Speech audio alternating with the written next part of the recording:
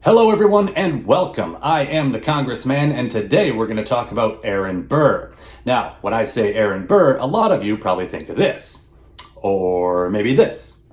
But for some of you of a certain age, you might think of this. Who shot Alexander Hamilton in that famous duel? All right, let's go to the phones and see who's out there. Hello? Hello, for $10,000, who shot... Aaron Burr. Excuse me? Aaron Burr. Hold on, let me get some milk. No! I'm afraid your time is almost up. Aaron Burr. I'm sorry, maybe next time. Aaron Burr. Seriously, that thing ran all the time in the 90s. Anyway, let's get into it. Tragedy, triumph, treason? This is the Aaron Burr story.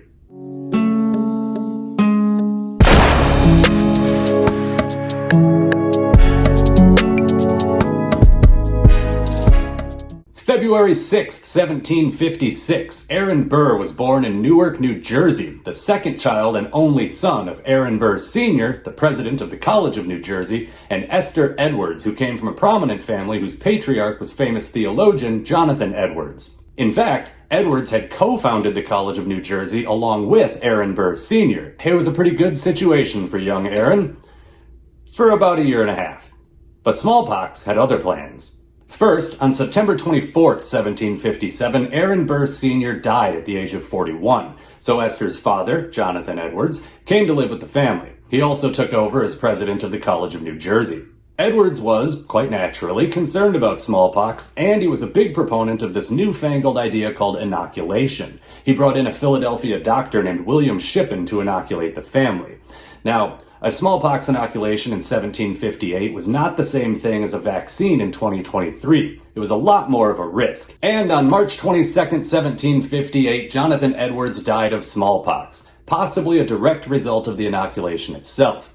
16 days later, on April 7th, the 21-year-old Esther also died of smallpox. So now, 2-year-old Aaron and his older sister Sarah were orphans, and the only adult around was Dr. Shippen. So, naturally, he took them home with him to Philadelphia.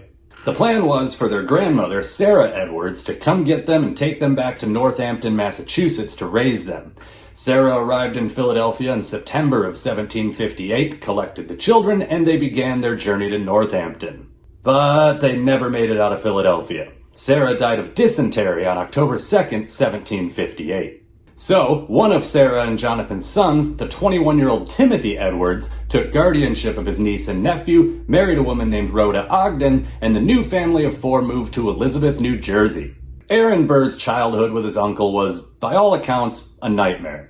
Timothy Edwards was a reverend who believed strongly in corporal punishment, and the regular beatings drove young Aaron to run away repeatedly. His most successful attempt came at the age of 10 when he ran off to sea and actually enlisted as a cabin boy on a ship that was waiting to set sail, but Edwards caught up to him just in time and dragged him back to Elizabeth. After that close call, the two of them finally came to an agreement. Young Aaron Burr agreed to stop trying to run away if Timothy Edwards would agree to help him get into the College of New Jersey. So Edwards hired a tutor to help young Aaron prepare for the entrance exam. He tried right away at the age of 11 and was rejected. He studied for a couple more years and tried again. This time he was accepted. At 13 years old, Aaron Burr was off to college. He graduated from the College of New Jersey at the age of 16, but unsurprisingly, he didn't want to go back to his uncle's house. So he stayed at school for another year and studied theology. After that, he moved to Bethlehem, Connecticut to study with Joseph Bellamy, an old friend of his grandfather. He spent 2 years with Bellamy preparing to become a Presbyterian minister. However, in 1775, Burr had a change of heart and decided he wanted to be a lawyer instead. So he moved in with his sister, Sarah, who had by now also escaped their uncle's house by marrying a Connecticut lawyer named Tapping Reeve. Burr began studying law with Reeve. But then something else happened in 1775 that changed his career path again.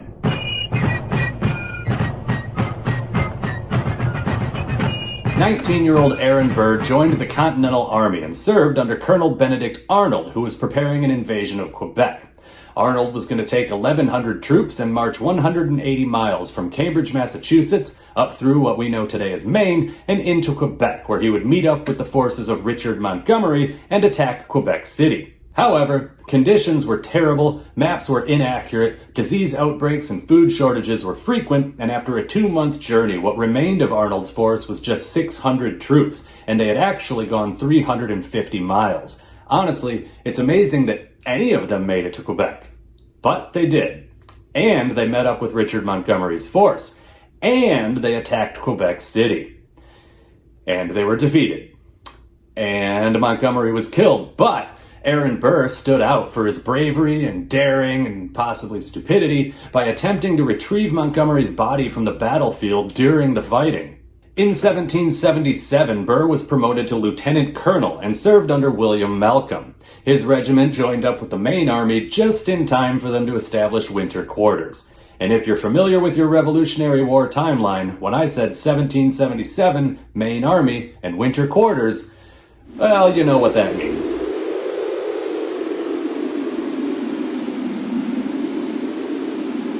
Aaron Burr survived the winter, of course, and he distinguished himself as a leader. He even put down an attempted mutiny.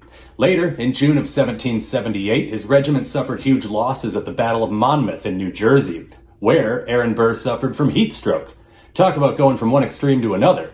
In 1779, Aaron Burr resigned his commission and resumed his quest to become a lawyer. In 1782, he finally passed the bar and opened up a law practice in New York City. He also got married.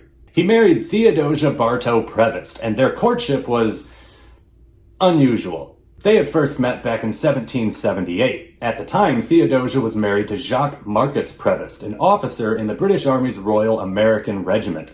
This meant that his assignments often took him away, all the way down in Georgia. Aaron Burr was happy to keep Theodosia company during these long absences. Very happy. By the way, Jacques and Theodosia also had a slave, a woman named Mary Emmons, who was, well, let's just say Aaron Burr had an active sex drive. We'll circle back to that later. His relationship with Theodosia Prevost was a secret at first, although it was a popular topic of gossip. But after a couple of years, they stopped trying to hide it at all, and it became pretty obvious that they were, more than friends. Conveniently for both of them, Jacques died of yellow fever while on assignment in Jamaica in 1781, allowing Burr and Theodosia to get married in 1782. And so, Aaron Burr embarked on his law career, and as he became more prominent, he also became drawn to politics. First, he was elected to the New York State Assembly. From there, Governor George Clinton appointed him New York State Attorney General. He served in that post from 1789 to 1791, when the New York State Legislature elected Aaron Burr to the United States Senate. In a neat coincidence, the man Burr defeated in that Senate election was the incumbent Senator Philip Schuyler, father-in-law of one Alexander Hamilton. Burr served a single 6-year term in the Senate before Schuyler won the seat back in the 1797 election. But he didn't defeat Burr. Aaron Burr had his eyes set on something else entirely.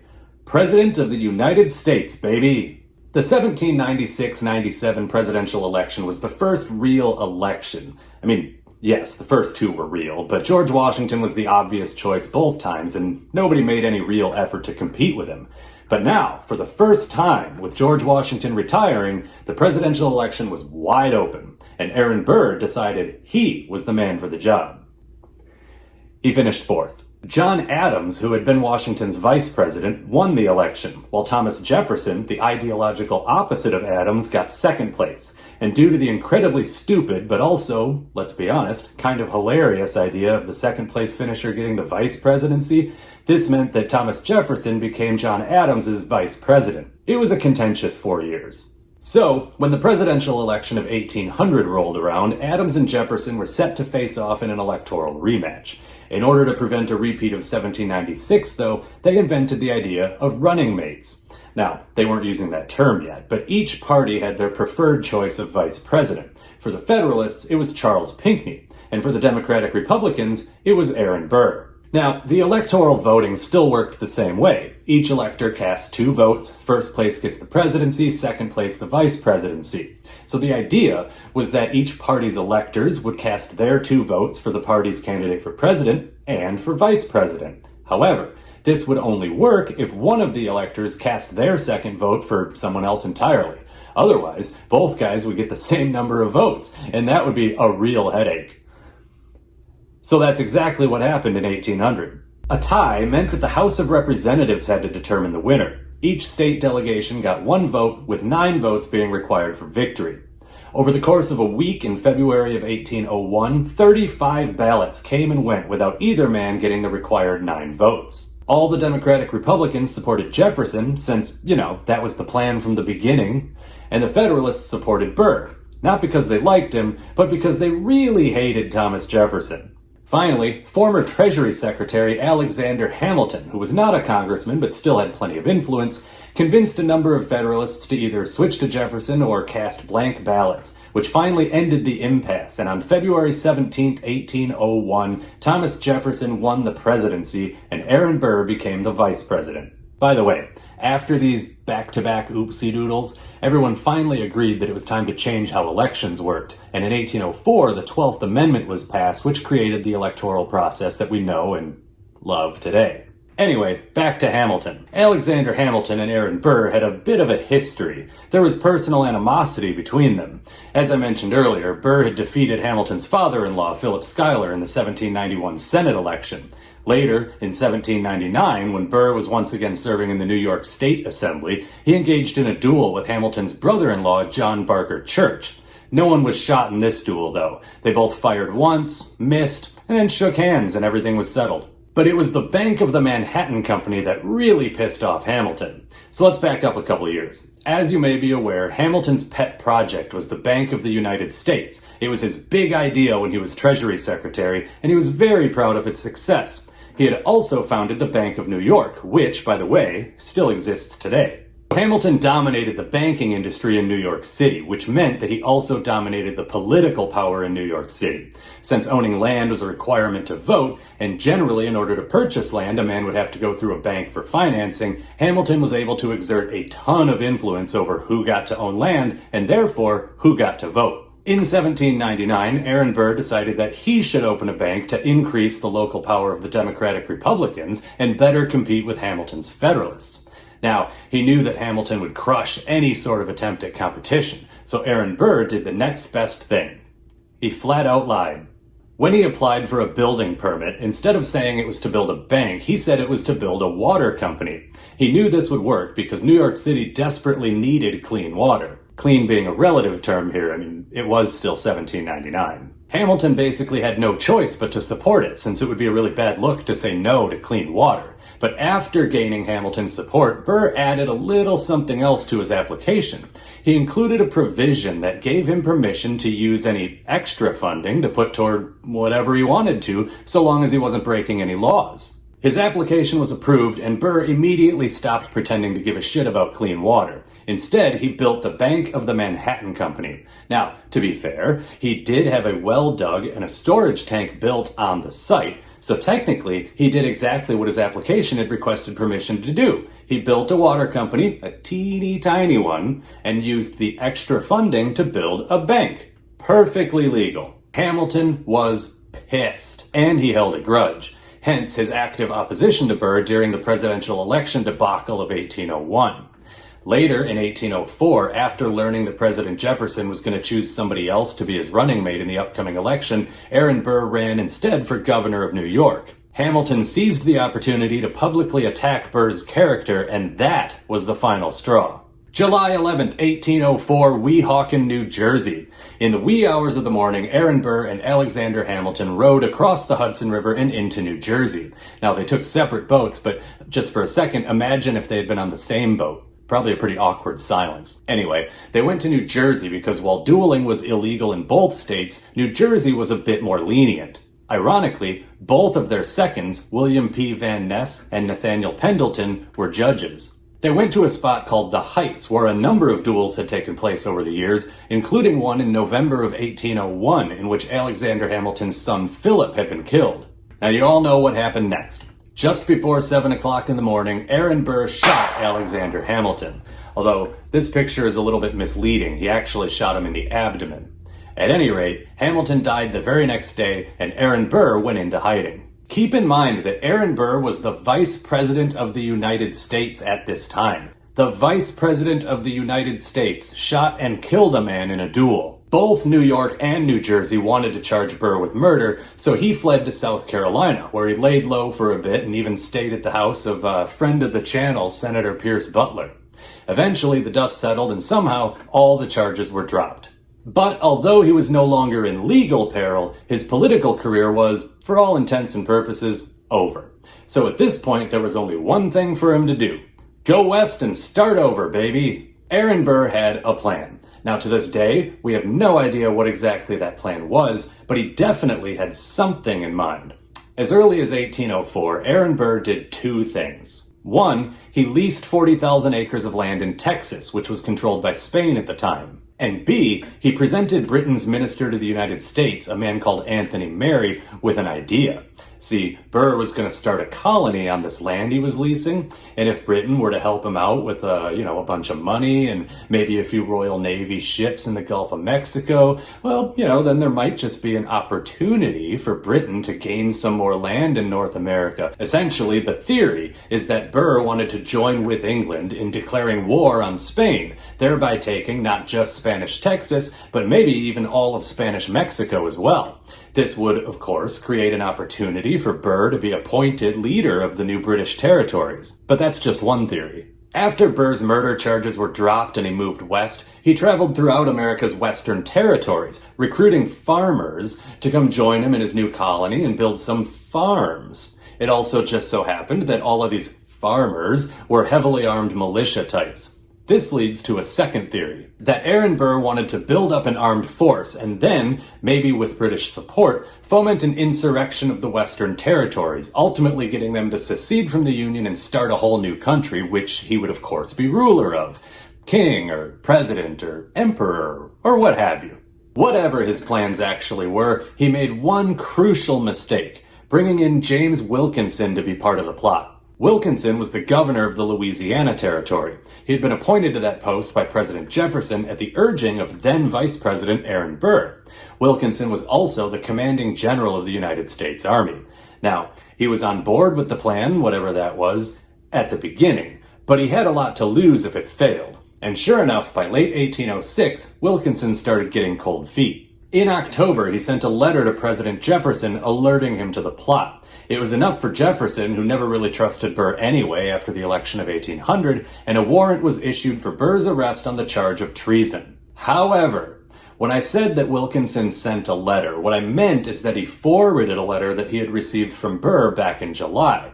Or at least, that's what he said it was. See, Aaron Burr and his, let's go ahead and call them conspirators, communicated in code, which meant that Wilkinson translated the letter from Burr, and that's what he sent to President Jefferson. Thing is, in the translating, Wilkinson heavily edited the letter to make himself look as innocent as possible and put all the guilt onto Burr.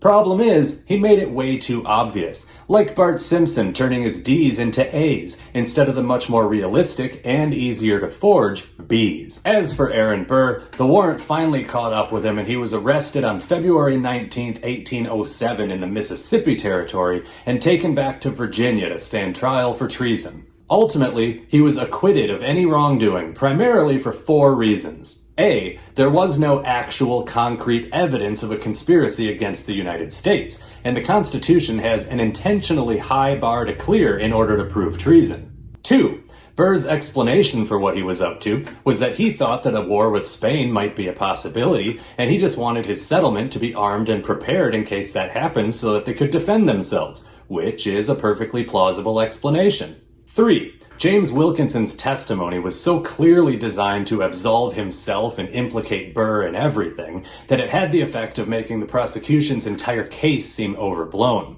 It also became clear just how much he had edited the letter he sent to Jefferson, which basically made it useless as evidence. And D, the prosecution was largely driven by President Jefferson, who was using his position to push the entire thing forward. Now, this was uncharted territory and was really stretching the limits of the separation of powers between the executive and judicial branches of government. Most Democratic Republicans may not have trusted Burr and thought he was guilty of something, but they definitely thought that Jefferson was abusing his power here. And to be fair, he absolutely was. He should have stayed miles away from the entire thing. At any rate, officially, Aaron Burr did not commit treason.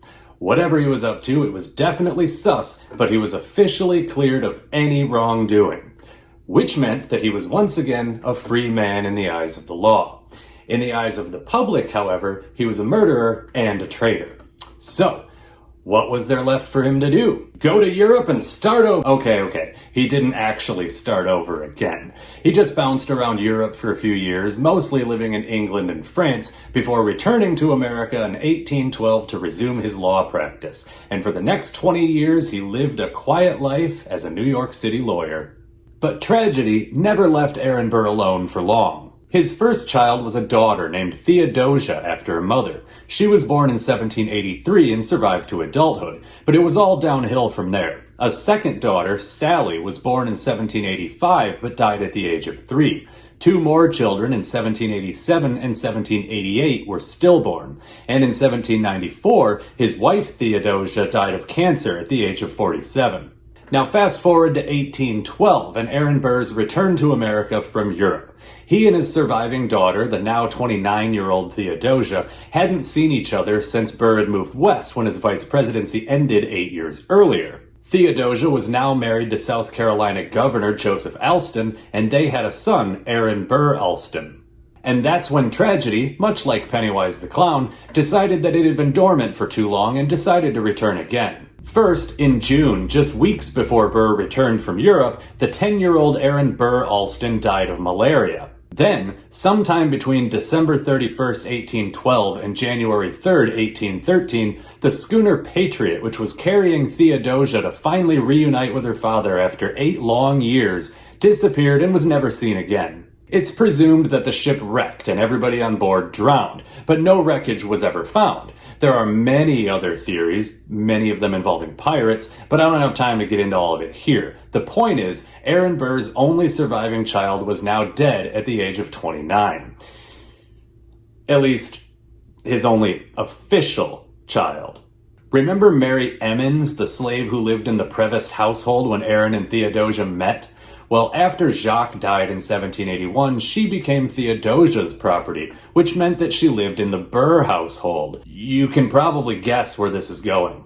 In 1784, Mary Emmons had a daughter named Louisa Charlotte, and in 1792 she gave birth to a son, John Pierre.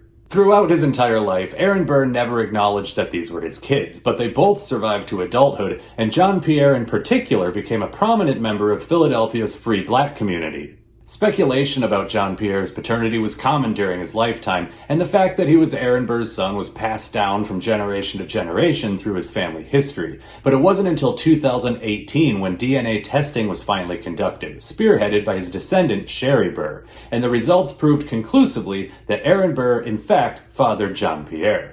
This was enough for the Aaron Burr Association, which, yes, is a real thing, to vote unanimously to acknowledge Aaron Burr's paternity of both John Pierre and Louisa Charlotte. And on August 24th, 2019, they installed a new headstone at the gravesite of John Pierre, identifying him as the son of Aaron Burr. So Aaron Burr had 4 children instead of 2. But that might not be all. In 1815, 2 young children arrived from France, and Aaron Burr adopted them. One of them was a 7-year-old boy named Aaron Columbus, who had been born a year after Burr arrived in Europe. The other boy was Aaron Columbus's younger brother, an infant named Charles. Now, historians debate to this day whether or not Aaron Burr was actually the father of these 2 children. It's certainly possible, but unlike the John Pierre story, there is no conclusive proof. Regardless of paternity, though, Aaron Burr did adopt them and raise them in New York City. But the story of Aaron Burr having children still isn't over. In a will he made in 1835, the year before he died, Aaron Burr acknowledged and made provisions for 2 more daughters, Frances Anne, who was born in 1829, and Elizabeth, who had been born in 1833.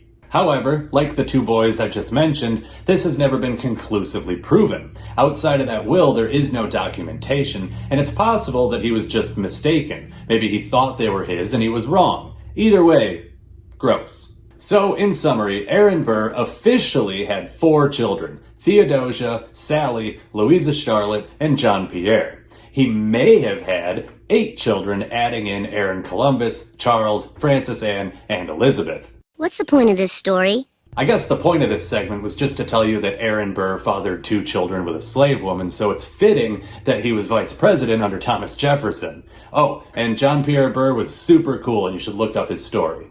Where were we now? Oh, right. So, Aaron Burr was living in New York City, working as a lawyer, and leading a nice, quiet life for about 20 years. However, he was always pretty deeply in debt and never quite got that taken care of. Also, at this point, he had developed a taste for land speculation. This meant that he needed money. Conveniently, that's when he met Eliza Jumel, a 58-year-old widow who was extremely wealthy. Ever the ladies' man, Aaron Burr, now 77, convinced Eliza to marry him in 1833. It didn't take very long for her to figure out that he was only after her for her money. Within a year of their marriage, she hired a lawyer to begin divorce proceedings. The process took a couple years, and on September 14, 1836, Aaron Burr died at the age of 80, the very same day the divorce was finalized.